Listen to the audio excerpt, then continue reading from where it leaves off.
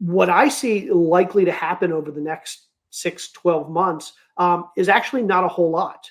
For the most part, Tarek made a good point that throughout history over the last 100 years, we don't typically see real estate dropping in value. Certainly it's happened a couple times. It happened during the Great Depression, happened during the Great Recession back in 2008.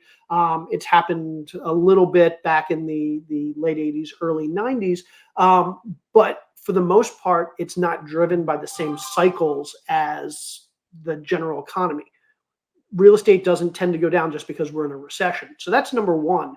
But number two, if you look at 2008 and you want to compare to 2008, in 2008, we had a foundational crisis in real estate. There was a lending crisis. There was a bond crisis.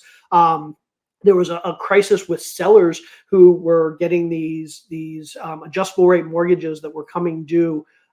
There was huge unemployment, which I'm not saying we won't have that now, but right now the employment sector is looking pretty strong. And so people were getting foreclosed on and they were being forced to refi and couldn't refi because lending was getting tight.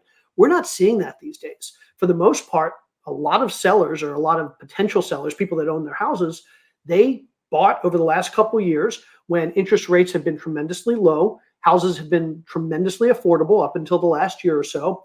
A lot of them have good jobs. A lot of them are working remotely. They're working in places where they want to live. They've bought their dream houses in their dream locations. And so sellers aren't, for the most part, in a situation where they're going to be forced to sell. And that's the difference between now and 2008. In 2008, a lot of people were forced to sell because they couldn't refinance.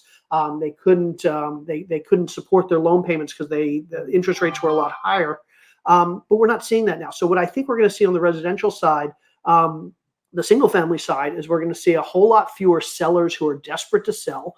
There are always going to be some buyers. And I think the number of buyers out there who are looking to buy, interested in buying, will kind of match the number of sellers who are forced to sell.